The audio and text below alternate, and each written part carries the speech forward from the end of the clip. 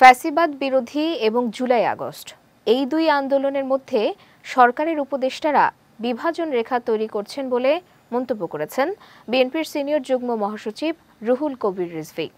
অভিযোগ করেন একটি মহল ছাত্রদেরকে ফ্যাসিবাদী হয়ে ওঠার প্রলোভন দেখাচ্ছে, আর দলের চেয়ারপারসনের উপদেষ্টা জয়নুল আবদিন ফারুক জাতীয় পার্টিকে জাতীয় বেঈমান আখ্যা দিয়ে বলেছেন তাদের কারণেই 2014 সালে আওয়ামী লীগ অবৈধ ভোট আয়োজন করতে সক্ষম হয়েছিল।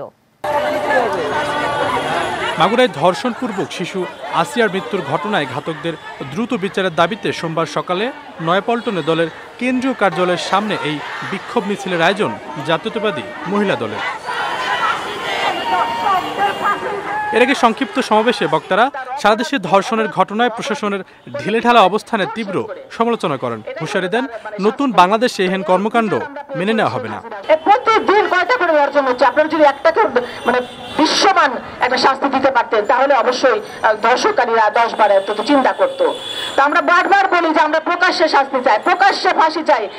এ সময় বিএনপি সিনিয়র যুগ্ম মহাসচিব রুহুল কবির রিজভী বলেন, আন্দোলনের রক্তস্রোত একই সমুদ্রের মোহনায় মিলিত হলেও ফ্যাসিবাদ বিরোধী এবং জুলাই আগস্ট এই দুই আন্দোলনের মধ্যে সরকারের উপদেষ্টারা বিভাজন তৈরি করছেন। আমরা উপদেষ্টা সাহেবদেরকে বলবো যে আপনারা এগুলোকে এই 15 বছর 16 বছরের আন্দোলন আর জুলাই আগস্টের আন্দোলনের মধ্যে বিভাজন রেখা তৈরি করছেন কেন?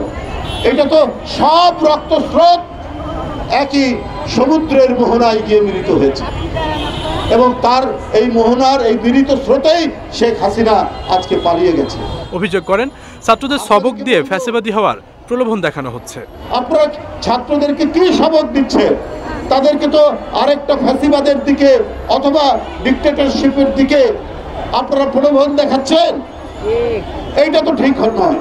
সভায় যোগ দিয়ে দলের স্থায়ী কমিটির সদস্য সেলিমা রহমান শিশু আসিয়া হত্যাকাণ্ডের বিচার দাবি করে অভিযোগ করেন এই মুহূর্তে দেশের নারীরা নিরাপত্তাহীনতায় ভুগছে। এদিকে জাতীয় প্রেস ক্লাবের সামনে এক প্রতিবাদ সভায় যোগ দিয়ে প্রধান অতিথির বক্তব্যে বিএনপি চেয়ারপারসনের উপদেষ্টা জয়নুল আবদিন ফারুক জাতীয় পার্টিকে জাতীয় বেঈমান আখ্যা দিয়ে বলেন তাদের কারণেই 2014 সালে অবৈধ ভোট আয়োজন করতে সক্ষম হয়েছিল আওয়ামী লীগ।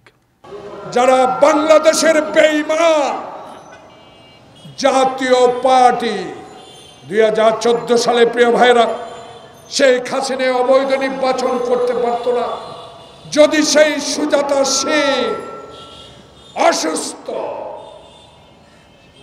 এরশাদকে ক্যান্টনমেন্টের হাসপাতালে গিয়ে রাজি না করাতেন, বিনা দস্তখতে এমপি না করতেন, শেখ হাসিনার বুকে সাহস ছিল না।